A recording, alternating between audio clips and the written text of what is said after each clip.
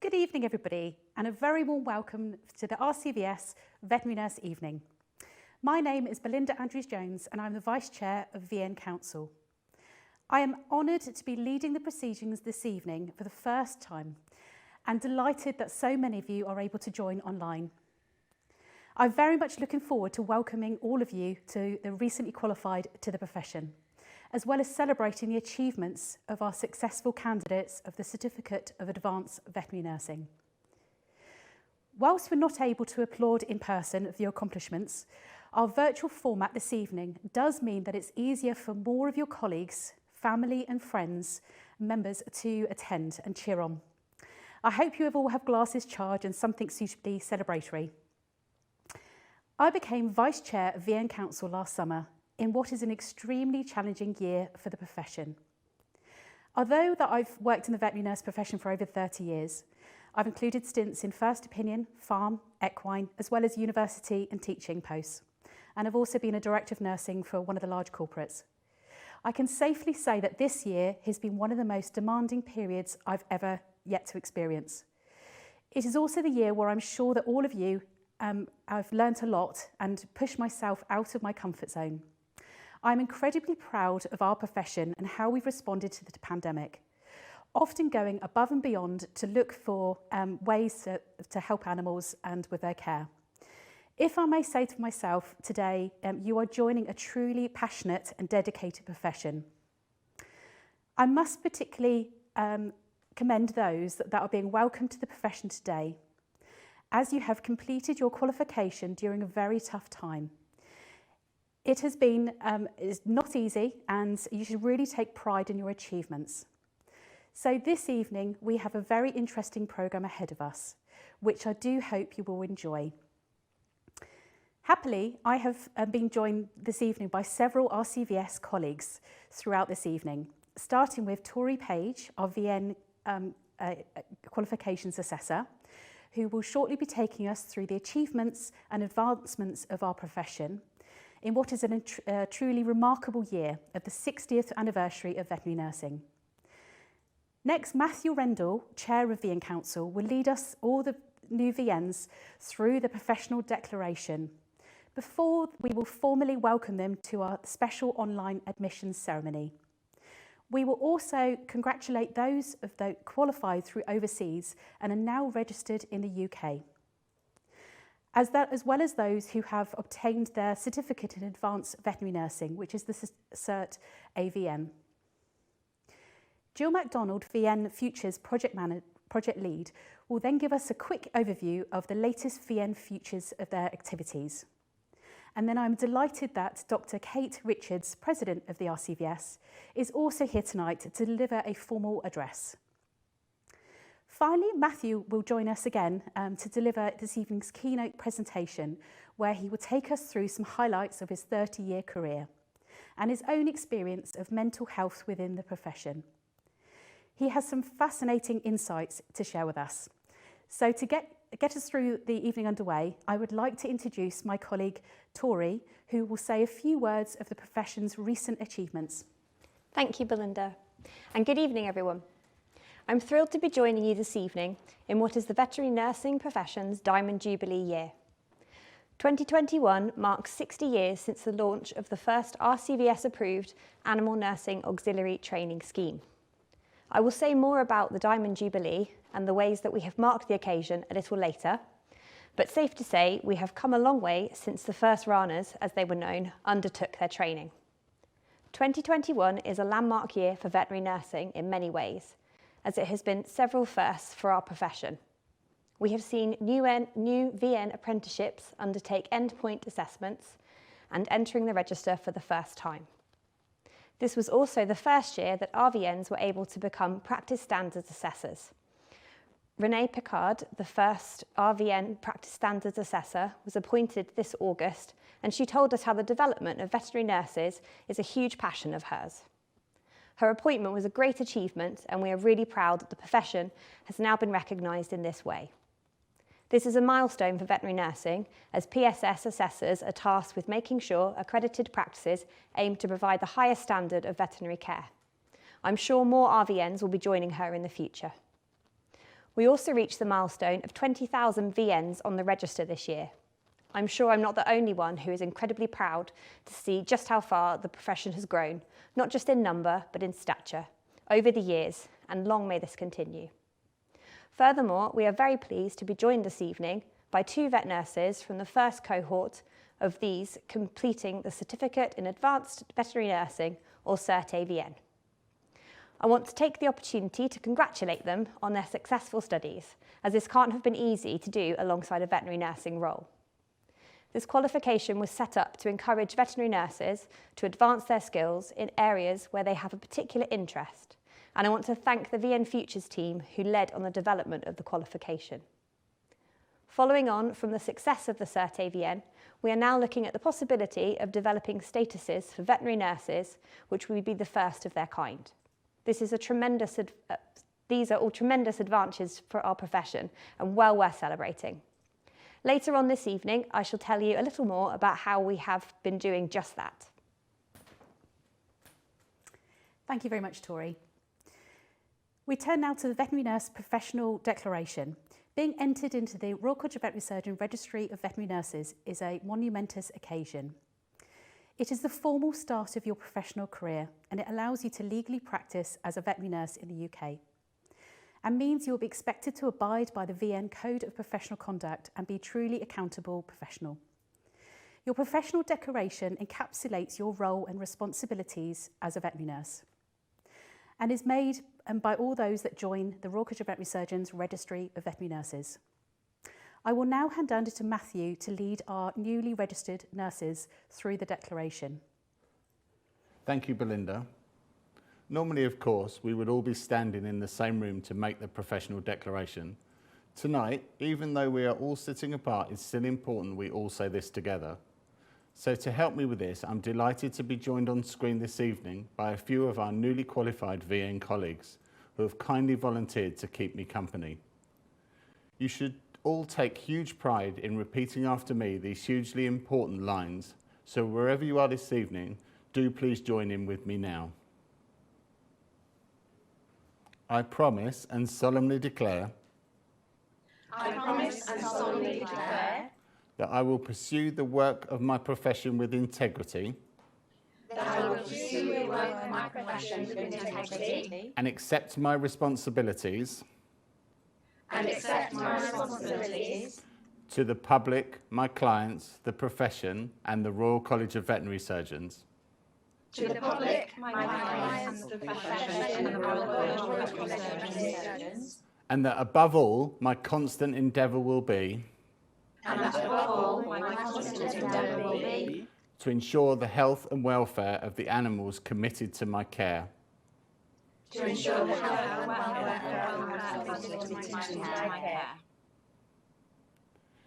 In the name of the Council of the Royal College of Veterinary Surgeons, and by virtue of the power conferred upon them by Royal Charter and by Act of Parliament, I do hereby admit you as associates of the said Royal College, and by the same power do confer upon you the right to be styled registered veterinary nurses, and to be known and deemed and recognised henceforth as duly qualified members of the veterinary profession. Congratulations.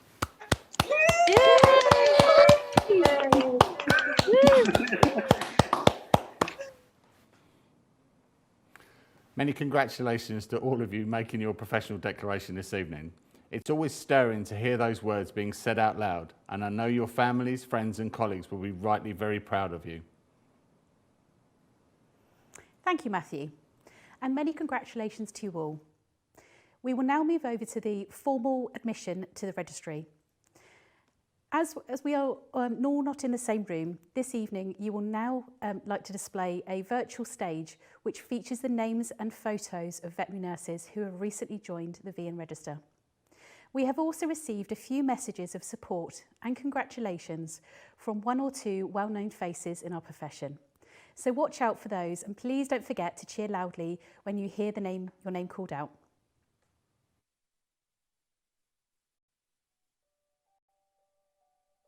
Charlotte Ansell, Elizabeth Atfield Haynes, Jenny Bissix Carter, Paige Blackmore. Harriet Boniface. Sophie Booth.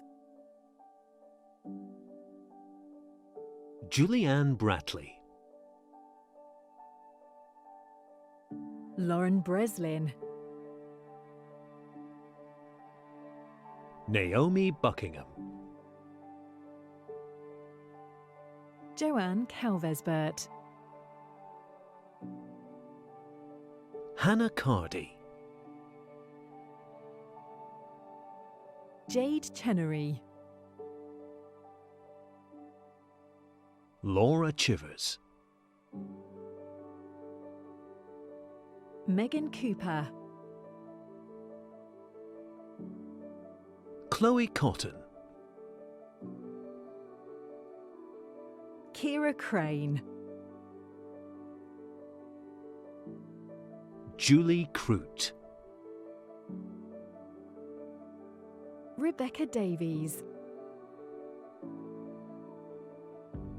Dawn Deacon. Charlie Deacon. Lara Dixon. Naomi Driver.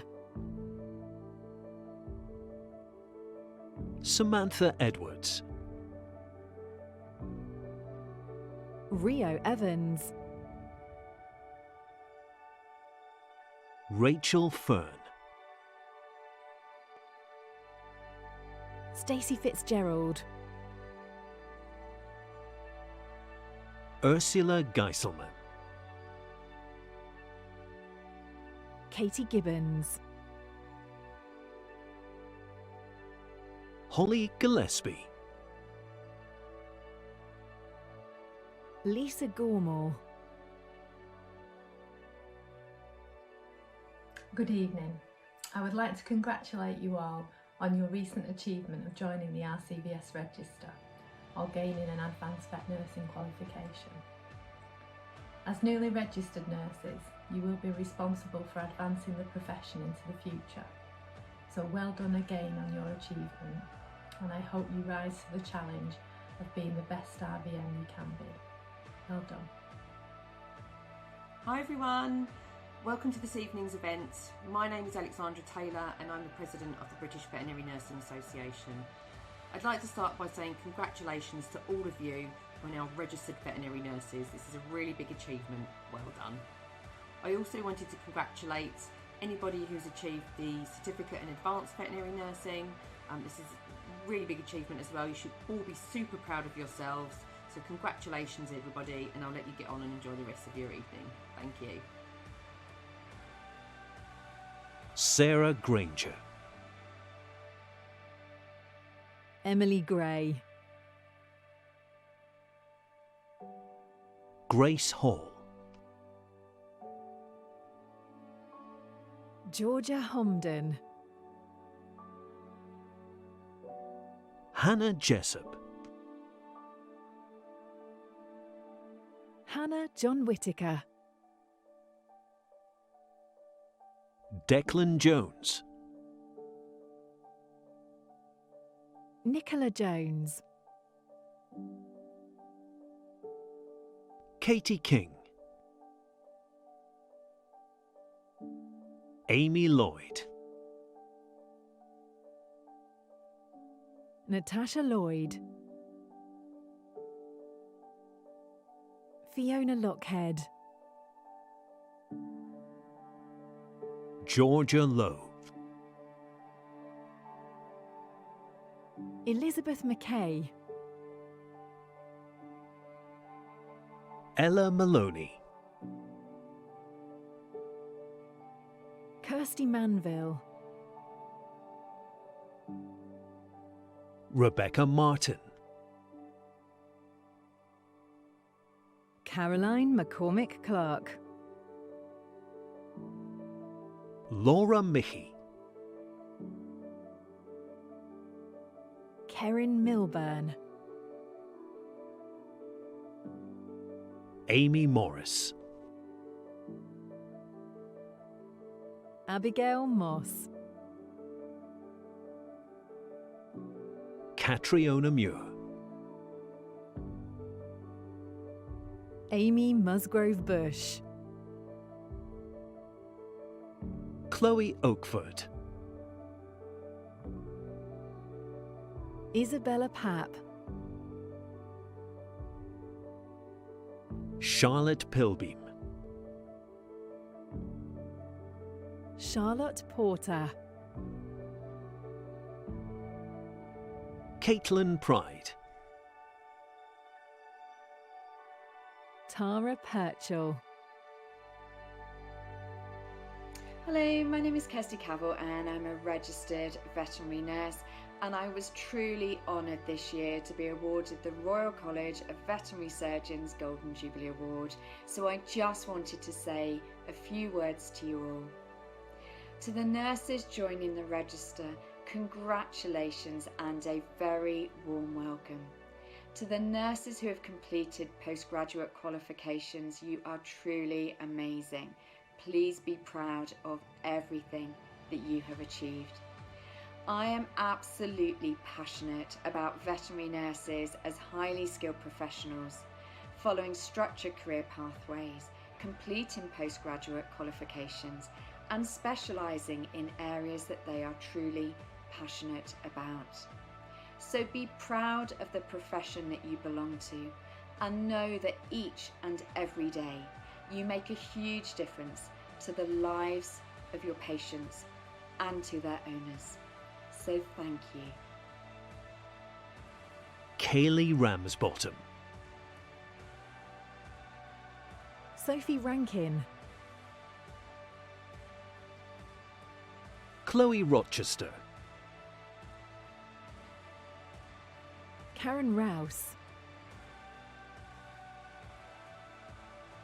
Gemma Sams. Ruby Schofield. Charlotte Sargent. Samantha Sharman. Heather Staton. Stephanie Steele. Sian Stray. Abby Stubbins. Kirsty Tate. Kaylee Jane Taylor. Rianne Thompson. Emily Toulson. Molly Valance. Sky Vickery Gearty. Amy Ward. Claire Watkins. Abigail Westley Laws. Candy Wiltshire.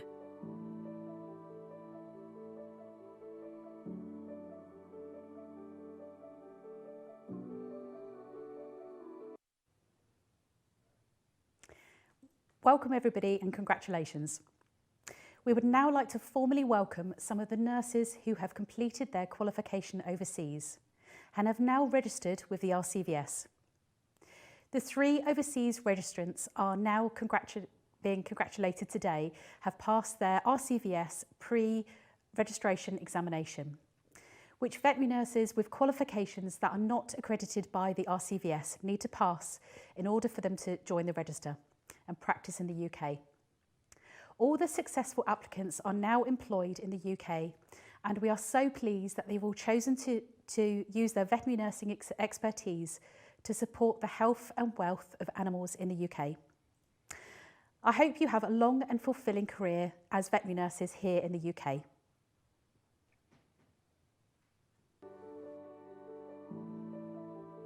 Anna Molami. Wimbikai Nandara.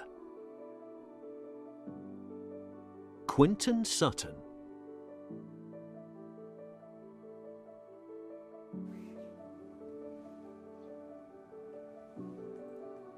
Many congratulations to you. Lastly, we would like to congratulate those who have passed the Certificate in Advanced Veterinary Nursing.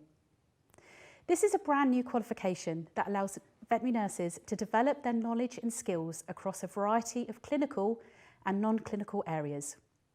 It is a significant achievement, and the breadth and depth of the skills learnt while taking this qualification reflects the various different paths and opportunities available to us veterinary nurses.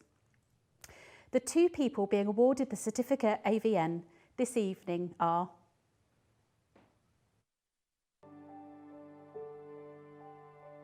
George Aspey, Eleanor Payton,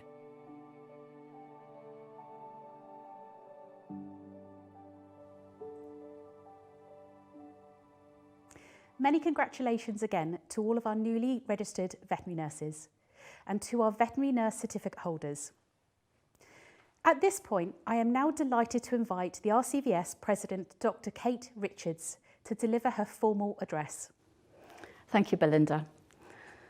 It's been wonderful to welcome you as registered veterinary nurses this evening.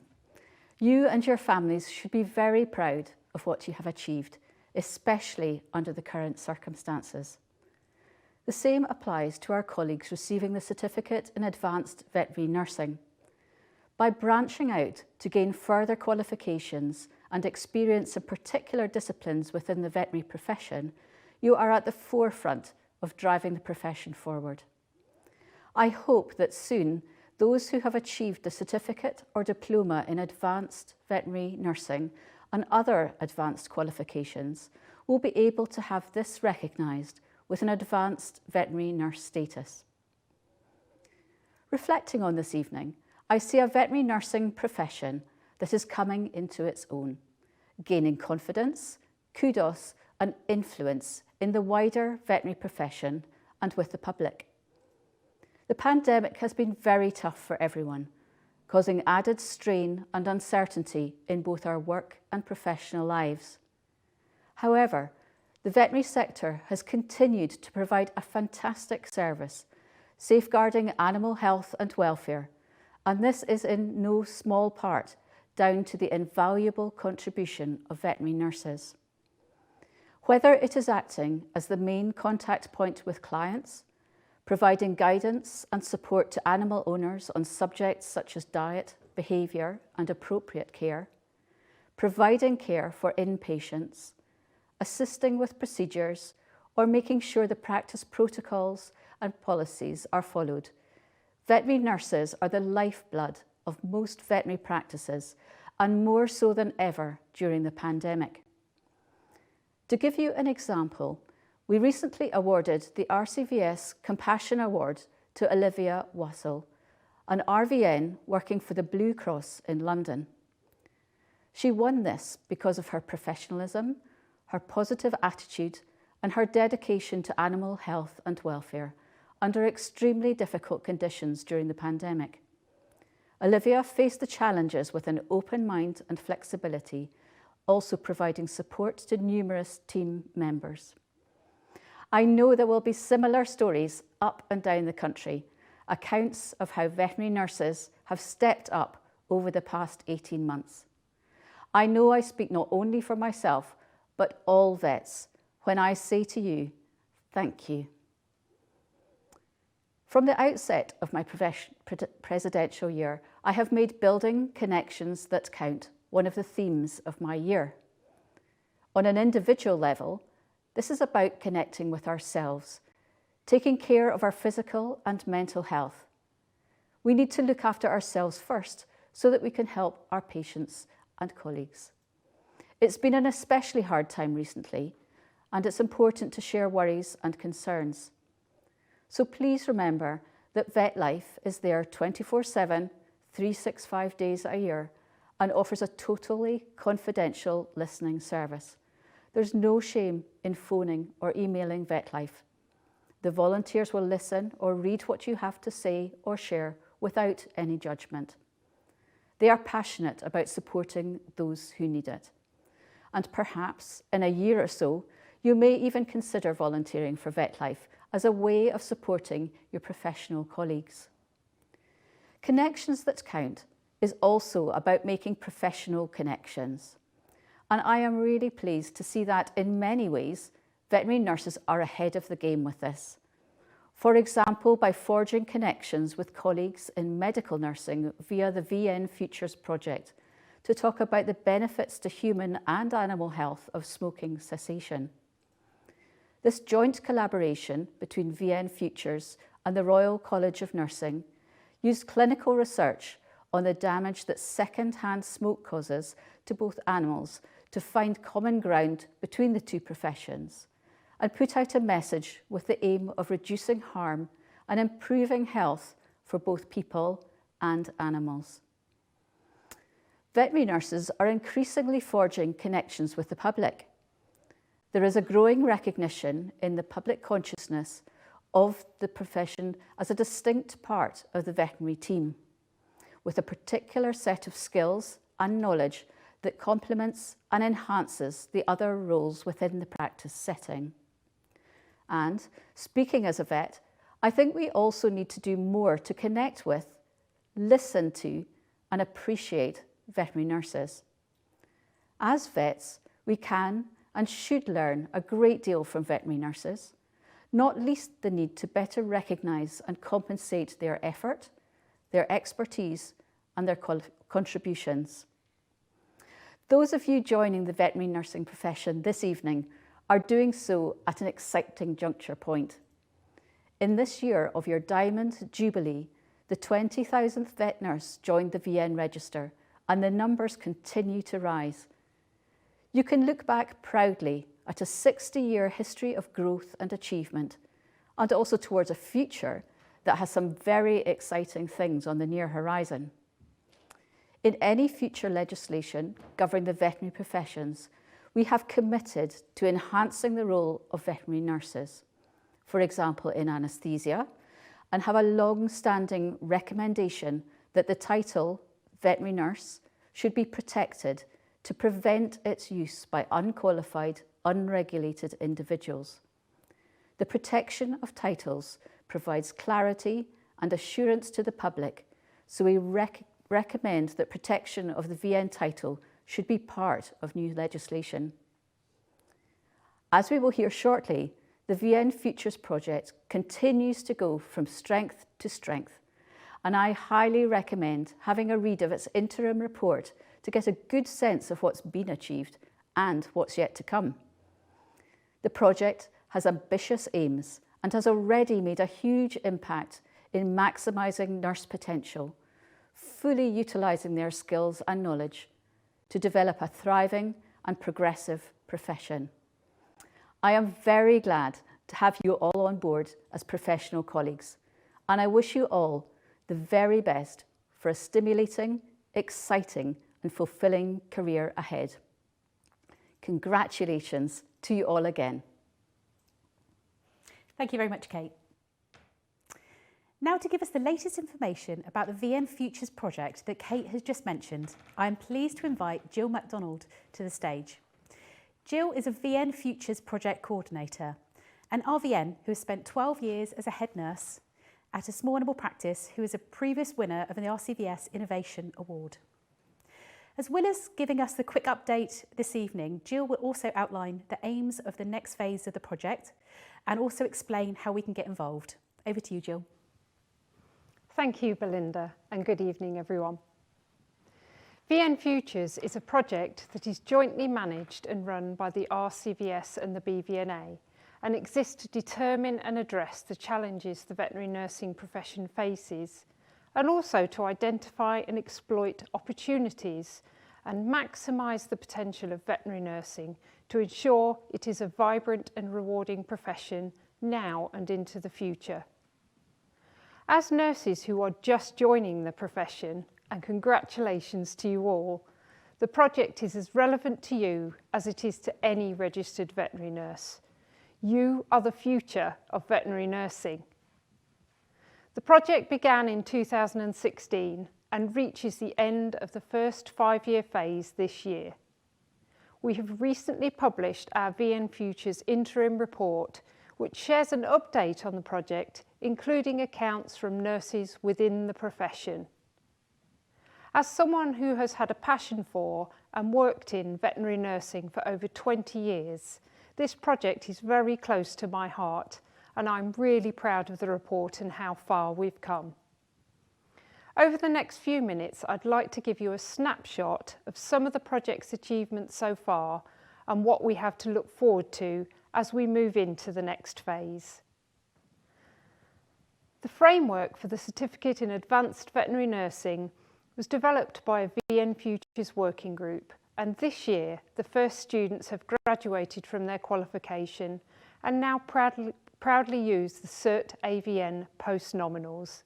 Congratulations and well done to these veterinary nurses, especially to the two of you who have been able to join us this evening. A selection of career case studies published on our website provide inspiration and information on the multitude of career options for those within and thinking of joining the VN profession. One of our ambitions is to maximise the potential of veterinary nurses, and what a huge ambition this is. Many areas of our work feed into this, and it's an area that we will continue to focus on. We have performed preliminary research on the role of the community veterinary nurse and determined just how broad the scope of this role already is. I don't know about all of you, but I didn't learn about veterinary nursing as a career at school, and we know that more can be done to make school children aware of how fulfilling a veterinary nursing career can be. In order to consider the activities we can undertake to improve diversity in the VN profession, we began with setting up an internal group at RCVS and worked alongside the RCVS Diversity and Inclusion Group. A survey from the college's Mind Matters initiative was distributed over summer 2021 to student veterinary nurses, recently qualified VNs, clinical coaches and educators to identify the key wellbeing issues faced by SVNs.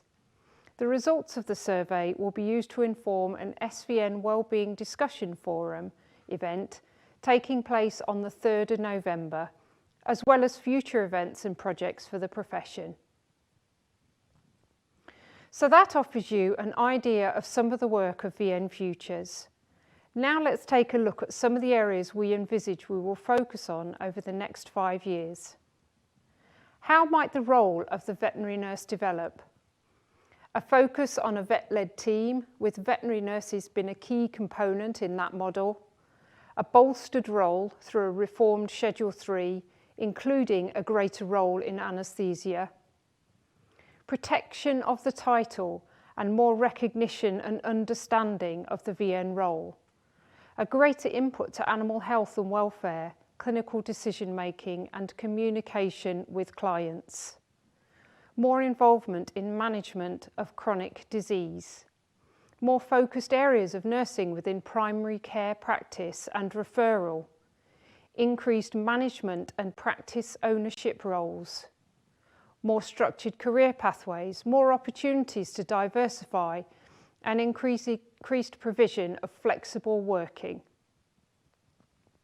Development and regulation of allied professionals to expand the vet-led team. Remuneration of veterinary nurses is often cited as a key issue. How can remuneration be addressed within independent practices and corporate groups? New providers of the Cert AVN will emerge over the coming months and years, and it's exciting to consider all the options that will become available to enable VNs to focus on areas of nursing that they are passionate about and expand their skills in these areas. Discussions have started regarding the development of statuses for VNs and what this might look like. The future may well see VNs being able to pursue a status in a particular area, enabling them to become recognised leaders in their field. To maximise VN potential and to ensure VNs are utilised for the role which they were trained, we need to improve confidence and competence in delegation in practice, not just for Schedule 3 procedures, but for all the work that VNs are able to perform. Practice culture needs to embrace the concept of the vet-led team and the fundamental role that VNs have in this relationship. There are many areas that feed into maximising potential that we are likely to be working on during the next phase of the project. And much of this may need to come from VNs ourselves, to speak out, to offer our input and opinion, to have our voices heard, and to ultimately contribute to the development of our profession. Changes to legislation will require planning in the processes to implement and support this, to ensure that veterinary surgeons are delegating appropriate tasks, that veterinary nurses feel empowered to make decisions on tasks they are comfortable to be delegated. The exciting potential for development of an advanced veterinary nurse practitioner role is also discussed in the recent Legislation Working Party report and recommendations. The scope of community nursing is broad, from the district nursing role to education of the pet-owning public, education of school children on animal health and care, and end-of-life care. In terms of the district nurse role, in discussions with human district nursing educators, something that is very clear is that consideration of safety and safeguarding is paramount to protect both VNs and the public when performing a nursing role outside of the practice environment.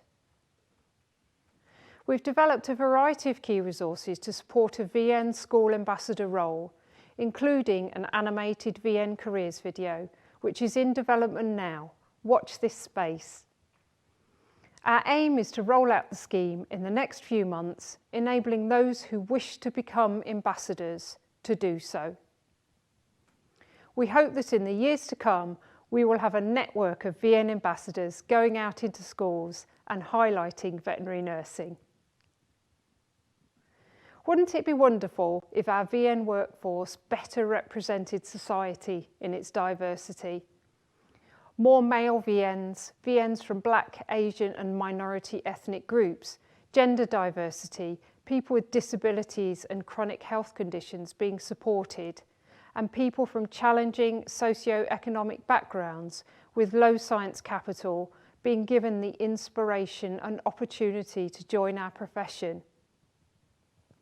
A VN Futures group is in the process of being formed, and we will be researching challenges of and finding ways to enhance and support diversity and inclusion in vet nursing, including ensuring diversity and inclusion is part of the focus for VN school ambassadors. The recent Mind Matters Initiative survey revealed that many VNs had witnessed or been affected by some concerning wellbeing issues. The Student Veterinary Nurse Wellbeing Discussion Forum event on the 3rd of November will explore these issues in more depth and aim to inform future projects and initiatives to help support and enhance the wellbeing of student and registered veterinary nurses. The VN Futures Chronic Illness campaign run over this summer will also provide useful data and outcomes to feed into this area of support. So, what do you want from your profession? As we welcome you to the register, it may seem too far-sighted to be asking what you want from being a veterinary nurse, but you are now part of this fast-moving profession. So my advice would be to start thinking about this now. What changes would you like to see for veterinary nursing in the future? How do you hope your role evolves? What are your aspirations for how veterinary nursing in 2030 will look? How can you and your peers help to shape the future of our profession?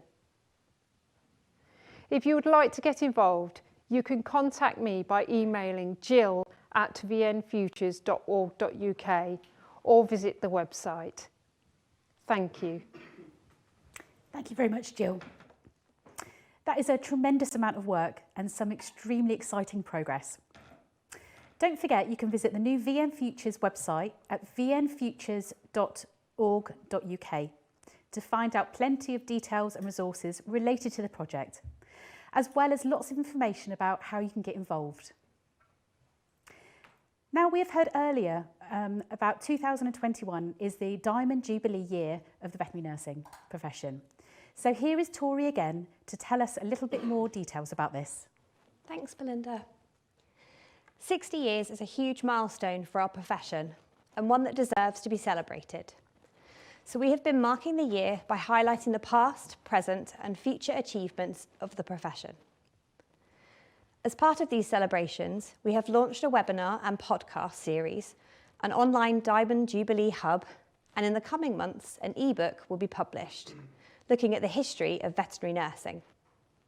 Throughout the year, we've had webinars from Jane Davidson and Jill MacDonald, discussing the past and current developments in veterinary nursing, career opportunities, and highlights of the last 10 years of the veterinary nursing profession. We've had podcasts from Jean Turner and Matthew Rendall about how the veterinary nursing profession has changed throughout the decades. And from Andrea Jeffrey on staying resilient, from Lily Burley on her role in the Practice Standards Scheme, and Susan Howarth on working towards Cert AVN qualifications and the variety of options VNs have after graduating. We will also be releasing a commemorative e-book to encompass the last 60 years of veterinary nursing, the publication of which will be a wonderful way to end this special year of our profession. I would encourage you all to visit the Diamond Jubilee webpage and watch, listen and learn about where this profession has come from and where, with your help, we know it can go. Thank you very much, Tori. Now, to round off our evening, it is my pleasure to introduce our keynote speaker, Matthew Rendall. Matthew has been working in the veterinary nursing profession for over 30 years and has a career that spans zoo, small animal practices, lecture halls and veterinary nurse council. He started his veterinary nurse career in exotics and after 5 years working his way up to a senior theatre nurse. He left to pursue the interest for zoo and wildlife nursing at the Zoological Society of London, where he worked for 13 years before leaving to take up a new role in exotics in a busy practice in Leeds. Matthew combines his work in practice with lectures to veterinary nurses and also to veterinary surgeon undergraduates, both in the UK and abroad, in topics like herpetology. As an advocate of fostering emotional intelligence in the workplace, during his role as VN Counsel, Matthew has helped champion mental well-being in the profession. Matthew's talk this evening will look at some highlights and lows of he's encountered through his very varied career and the challenges and opportunities a career in veterinary nursing can bring. Time permitting, Matthew should be able to take some questions at the end. If you have a question, here are some ways that you can send them to us. By email to the events@rcvs.org.uk, via Twitter using the hashtag VNEvening. So by all means, please send your questions in during the talk and we will do our best to answer as many questions as we can at the end. Let us know if you are happy for us to include your name in too, because that would be good. Welcome, Matthew. Over to you. Thank you, Belinda. I'm delighted to be here this evening and speak to you. I'm just sad that it can't be face-to-face. Firstly, I'd like to say thank you to my mum and dad, which sounds like a bit of a cliche to begin with, but they were incredibly supportive to me, more than I ever realised until recently when I started my career. This evening I plan to share with you some of the kind of journey that I've gone through as a veterinary nurse and look at some of the opportunities that have presented themselves. I think things come up when you're least expecting it, and I think it's important to embrace these things when they come up. Those of you who know me will know I find it incredibly hard to talk about myself, and I will try to include later on some of the questions that I get asked frequently. So, start at the beginning. So, when I was at school, I was bullied a lot as a child. I was short, fat, glasses, and interested in reptiles, so there was lots of opportunities for me to be bullied. I solved this solution by stopping going. So when I was about 15, I just basically didn't go to school anymore. I was incredibly lucky at that point to be kind of picked up on by a PE teacher called Mick Swift. it's slightly strange that he was a PE teacher, but he was incredibly kind, and he spotted that I was going off the rails, and in a really strange and still quite confusing process, he decided that I was going to be allowed to leave school one day a week and go and do something that I might want to do as a career. So I went to see the careers officer, and at the time the careers officer wasn't particularly cued into veterinary nursing, it wasn't mentioned at all, and his suggestions were perhaps working in a slaughterhouse or continuing to work on a farm, not really veterinary nursing at all. And at that stage I was extremely lucky. My dad sorted me out getting work experience in a veterinary practice, and I stayed there and got offered a position as a student veterinary nurse. I must say I was a pretty rubbish student veterinary nurse. I really struggled with the academic side of it. I can remember being absolutely terrified when a vicious dog escaped and was running around the operating theatre biting people. And it seems strange looking back now that 25 years later I would be helping to recapture an escaped gorilla in a zoo in the UK. So yeah, it's been a very strange journey. I can still remember today the pride I got to get my VM badge. It was a huge thing for me. I'm not academically very clever, and it took time for me to kind of work through it. And I was incredibly lucky to have people around me that supported me. I've always been incredibly interested in anything that's not a domestic species, and in my first practice I was extremely lucky that I looked after all sorts of species. And I'm a bit of a reptile nerd, so I've been a member of the same reptile club for over 35 years. So Dr. Kate Richards, when she gave her incoming presidential speech, talked a huge amount about relationship and connections, and this really rung a bell with me. I think it's incredibly true that they are so important, and I'll come back to some of the examples of how that's worked for me in the future. I think the key thing that I've tried to do for my 30 years as a veterinary nurse is to always support anyone that asks me for help, be it clinical, mental health, absolutely anything. I will do my best, and I will always try and be kind and try and be honest. As a veterinary nurse, I find that the knowledge that I have is constantly growing. I have to take time to research things. This is a picture of my bookshelf at home where I'm constantly buying new books and reading them about lots of different species and just trying to enhance my knowledge. I think lifelong learning is something that I will always do, and I enjoy the challenge of new species. Working with a new species I find incredibly exciting. As veterinary nurses, we tangibly improve the health and welfare of animals every day. And I think sometimes we forget to just remind ourselves and be mindful of how much impact we have on these animals in such a positive way. Yes, I've had bad days, but I would like to think that I've had more good days than bad days. But I think the key thing is that to reflect on those bad days, but not dwell on them. I put this picture in. I don't often take selfies, but this was one of my low points. So I was working in India, and it was very late at night, and my mental health was bad. I'd been working all day, and I'd had one of those very unsuccessful days which involved a lot of death. And I can remember the evening ended with my driver forgetting to collect me. So I ended up sitting by myself on a box in the middle of nowhere in India, and it made me feel incredibly low. And then weirdly, and to this day I've no idea why, this street dog just came up and sat next to me, and it was like she'd been kind of sent as a centaur to remind me why I do what I do. Sorry, totes emotion. So I think it's important to remember that you're in control of your own destiny. You guys, new qualifieds, can be the catalyst of the positive change that we need in the profession. I can remember my first 10 years just being an incredibly moany nurse. I moaned about everything, but actually did nothing. And it was at that point that I stood up and kind of realised that I had a duty to try and do my bit to improve the profession in some small way. So after a period of time, I joined the BVNA. I did my 3-year term with them, and then moved on to the Royal College of Veterinary Surgeons, and then moved on to being chair of VN Council. Along the way in 2016, I met with a group of other nurses, and we decided that there was a huge gap in the market for exotics, continued personal development. So in an act that still seems quite crazy to me now, we kind of got together and said, well, let's set up an association, and we managed to do that. So I think the more you can kind of push yourselves and challenge yourselves, the more you'll be able to get done.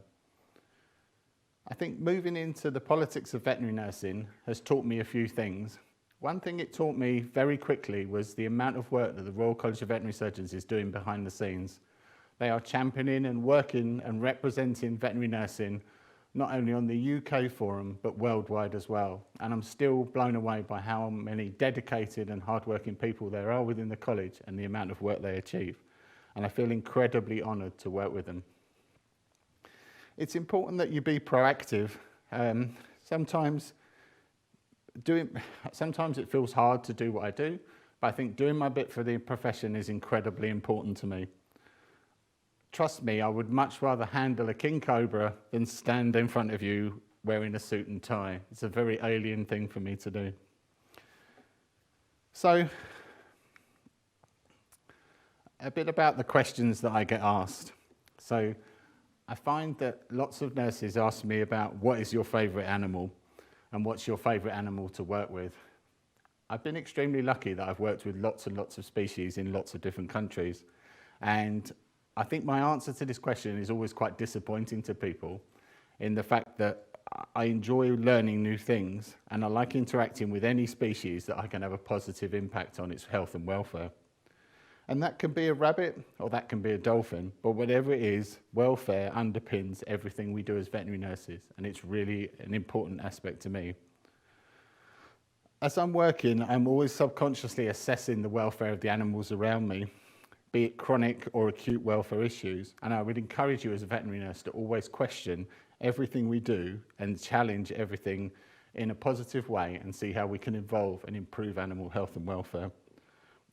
I put this picture in because it just reminds me about some of the strange species I've worked with. This was during the Kite Festival in India, and it was just very short of space, so we ended up having to share aviaries with different species of birds. There's a painted stork chick in with a greater flamingo, and I'm pretty sure that they're not having a huge amount of in-depth conversation. But in the other aviary, you can see a griffon vulture and an Egyptian vulture. And I'm pretty certain they're both looking at each other, hoping one of them dies so they can eat each other. But just looking at the resources and the things involved, it just feels amazingly honoured to work with these species.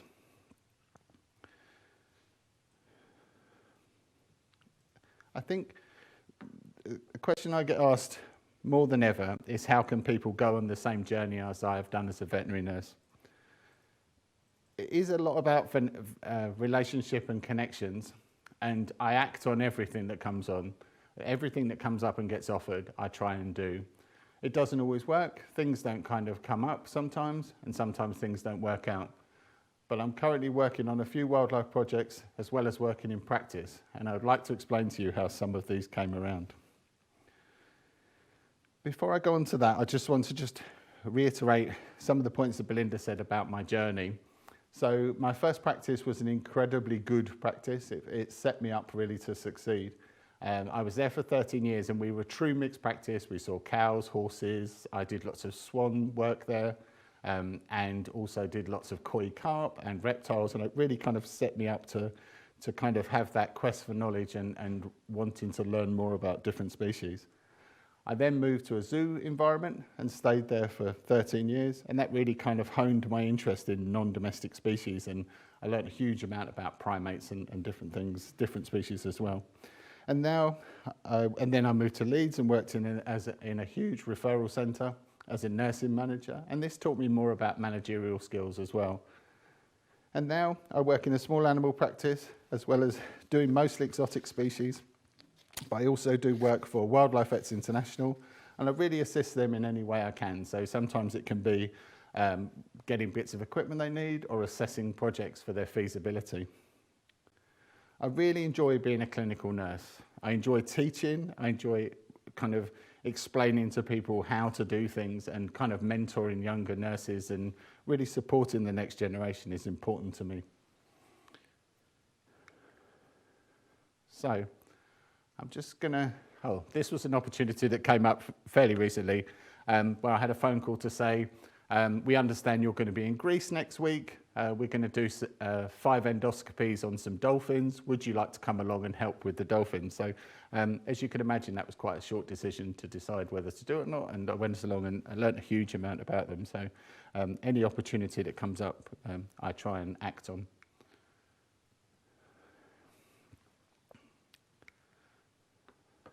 So just looking at some of the focal species that I've been involved in and how those projects have come around. I've worked with vultures in India for several years, and they're amazing birds, but they are in a massive decline just because various multifactorial things, but they're in decline. In India, there are lots of vets. The veterinary population is very high, but there's not many people working in a veterinary nurse type role. And this means that the aftercare and the kind of areas of recovering things that we provide really well as veterinary nurses is not really there. So I was asked if I would get involved with going over to India, and I was asked to accompany a vet called Johanna Storm. Now Johanna Storm is an incredible avian veterinary surgeon, and she'd seen that I'd lectured on a bird subject at a conference, and she kind of picked up on that. And what was really interesting about this relationship and this kind of communication was, as soon as people found out that I was going to go to India with Johanna, I got phone calls from people telling me how incredibly fiery she was and how difficult she was to work with. I found this quite interesting, and actually it didn't put me off. And it transpired that people's interpretation of being difficult to work with meant that Johanna was just an incredibly efficient worker and just didn't tolerate people faffing around that would cause a compromise to animals' welfare. And that was something that we very quickly had in common. From the first day, we laughed together, we cried together, and we talked nonsense. And in 10 days, we managed to do over 200 general anaesthetics on birds of 21 species, including the critically endangered white-rump vultures. And all the time, leaving legacy by training veterinary teams in India to be able to support these animals in the future. And 10 years on, I'm still going there. And Johanna asked me when I left her on the last day of working together to not tell people she was nice, which still makes me smile now. So I've been lucky enough to work with sea turtles. The Sea Turtle Project came around. I've kept reptiles since I was 10 years old, and my parents were incredibly supportive about me having snakes and turtles and tortoises in the bedroom when I was a child. And a vet called Tanya, and Tanya is a Spanish vet who works specifically with marine mammals and sea turtles. I'd recently published 2 chapters in a book about nutrition of reptiles, and she contacted me to ask if I would be interested in talking at a symposium in Greece about the care of the care of reptiles and nutrition in reptiles. It was an amazing experience, and it became very clear that actually, like a lot of veterinary care cases that we come across as nurses, it's super important to have a holistic approach. And when I arrived on the project, interestingly, the head biologist that ran the project, I'd previously taught as a student and helped her with her project when I was working in my zoo environment. So it is an incredibly small world. So, and then one of the other species that I've been working with recently is the white-crowned Mangaby. So white-crowned Mangabys are a medium-sized primate from West Africa. They are a species that I'd worked with in the zoo environment, and during the zoo we'd carried out a cesarean section on a female, and we'd had a baby that had been abandoned called Conchita, and she's the primate you can see in the picture. She was being hand-reared by a keeper at the time called Andrea. And I remember supporting Andrea through this difficult stage of hand-rearing this tiny, tiny baby. And then fast forward 10 years, and Andrea is now the head of the West African Primate Conservation Action, WAPCA for short. Andrea contacted me a few years ago and requested my support with trying to return some captive Mangabys back into the wild. This time last week, I was in Ghana scoping out that trip. So it is about relationships and about opportunities. I just wanted to touch a little bit about the randomness of my life now. I get lots of contacts from people, and I just wanted to give you some examples of things that have happened in the last week or two. This picture shows when I was in the zoo environment, I worked on a training program to take blood samples from Galapagos tortoises under trained behaviour. This is a tortoise called Dirk, and he was absolutely brilliant at it. And I trained him within a month, and I still get phone calls and emails from people 10 years on asking me, how did you do it? You know, what was the kind of circumstances? So these things go worldwide. So yeah, just 3 examples of things that have popped up in my WhatsApp recently. So the first one was, would you like to come to Nepal and teach people how to x-ray elephants' feet? It seems bizarre that you'd get a text message like that cold into your WhatsApp, but it did happen. And this was brought about because I published a paper probably 15 years ago about trying to standardise the approach of x-raying elephants' feet because it's done quite badly. So that was the first example. Second example was I had it's actually an email came in asking me if I wanted to teach a conference in Dubai to look at avian anaesthesia. Bird keeping, aviculture in Dubai and the United Arab Emirates is incredibly popular. So it was an opportunity for me as a veterinary nurse to hopefully go out there and help their, the care that they're provided.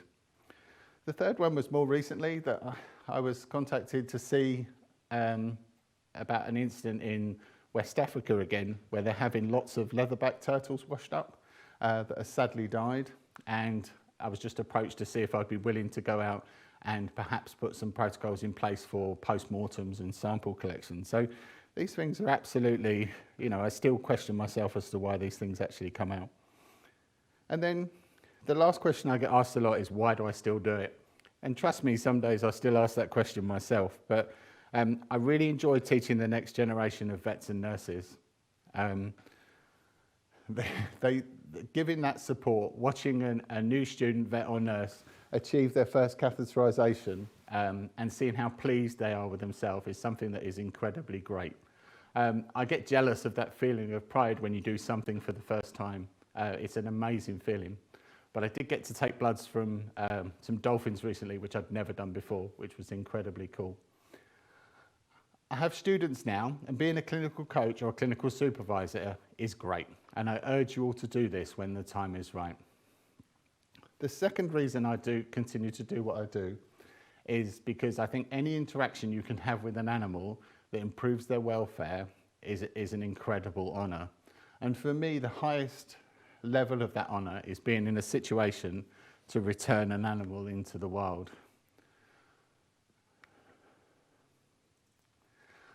So I've been lucky enough to work in India quite frequently. And this is just a bird, a caracal that I'd nursed that was had a wing injury because of kite string. And just being able to nurse that bird back to health and then having the honour of releasing it back into the wild and supporting that veterinary team is an incredible feeling, and one that I've never felt anything like it.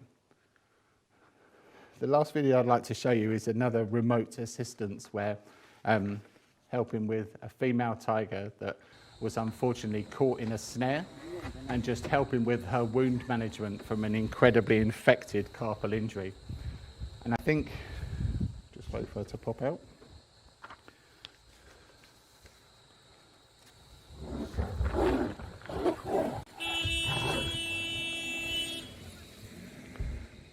I think having the opportunity to see that female tiger storm back into the world is an amazing feeling. And for me, having had in some tiny way helped to return that tiger back to the wild is a huge, huge honour and something I take very seriously. So just some closing thoughts for you. It's been interesting to share a small section of the things that I've done in my career. And it would be really great if you've got questions or things, then feel free to get in touch. But I think it's really important to leave you with one clear message, and that's to seize those opportunities whenever they present. Say yes to things whenever you can. Challenge yourself. Try and push yourself forward and keep learning every day. You might not always work out, and they might not necessarily be the right things at that time, but you have to try.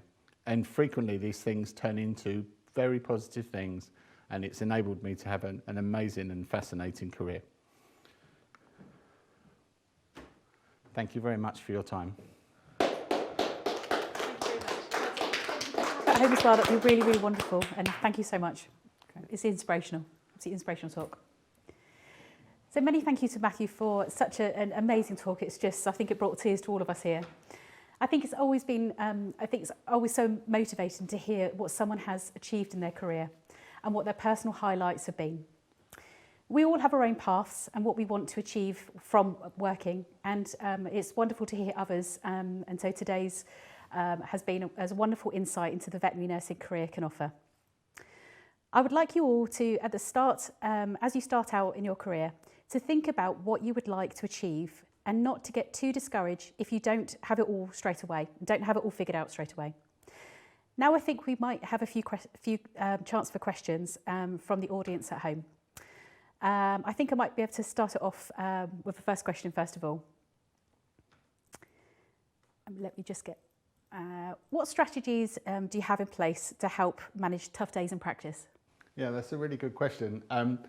I think the key thing for me with difficult days is to not be ashamed to have a break. When you're working in veterinary practice, it's important to take those tea breaks and take those opportunities to just have some downtime and kind of set yourself. Having a tea break, having a break, having a little wander around, taking a dog out for a walk is not a sign of weakness. You will perform much better as a veterinary nurse if you just take those time and take those moments to just refresh yourselves. Also, I think it's important to really talk to each other. So if you're having a difficult day, just talk to the team, because you'll be surprised how amazingly supportive they'll be. Thank you. So I'll just get another question in. What advice would you give to your younger self when you're starting out in your career?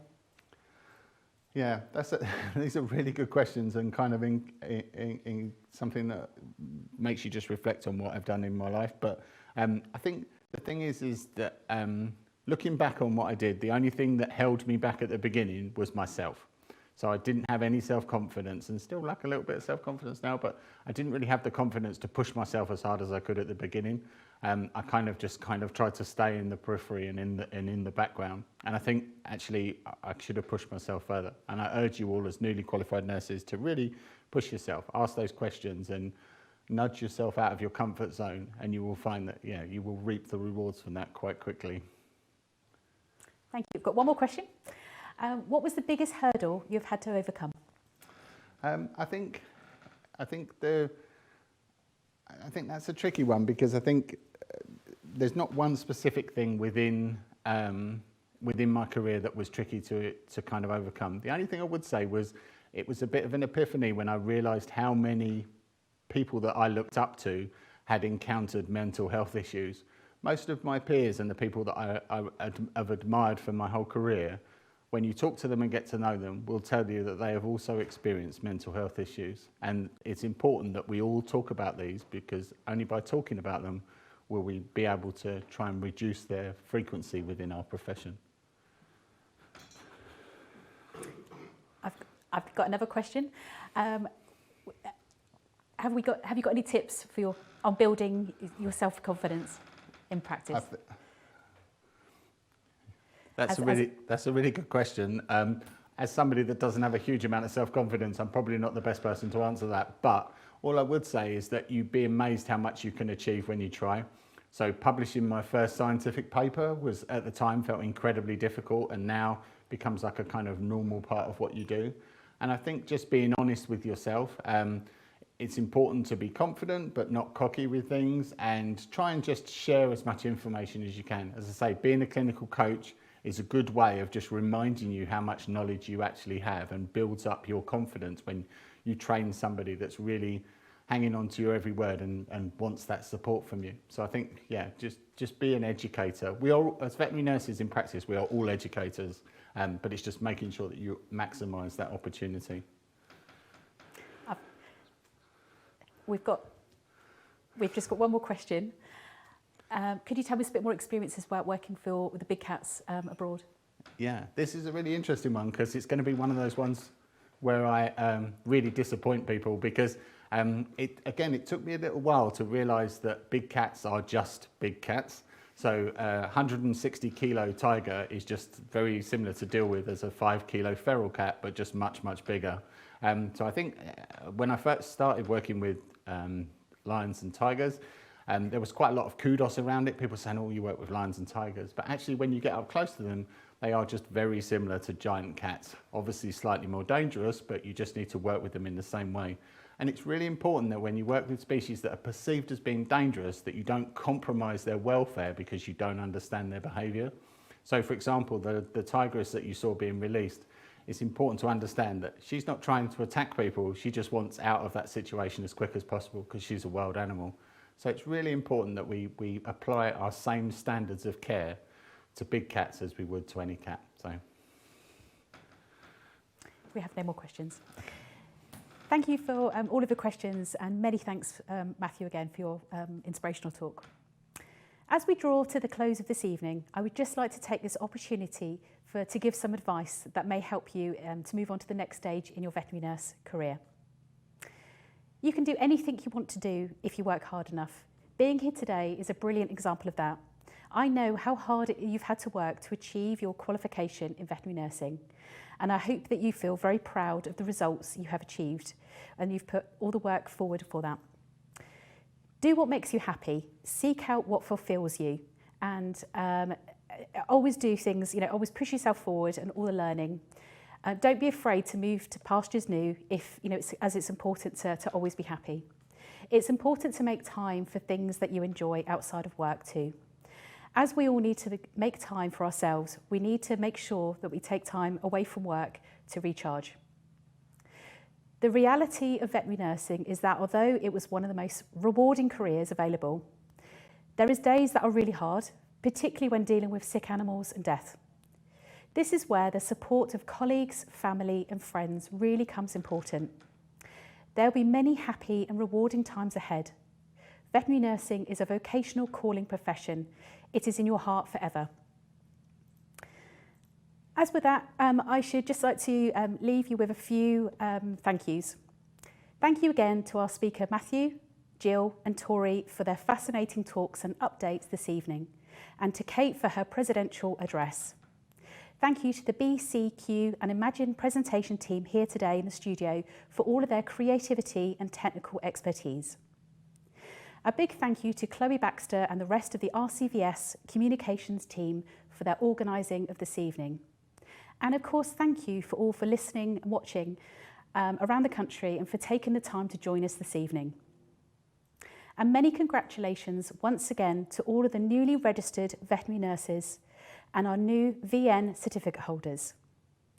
I do hope that you've enjoyed having the opportunity to celebrate your achievements this evening, and that your family, friends, and most importantly, pets have been able to join in as well. Thank you and good night.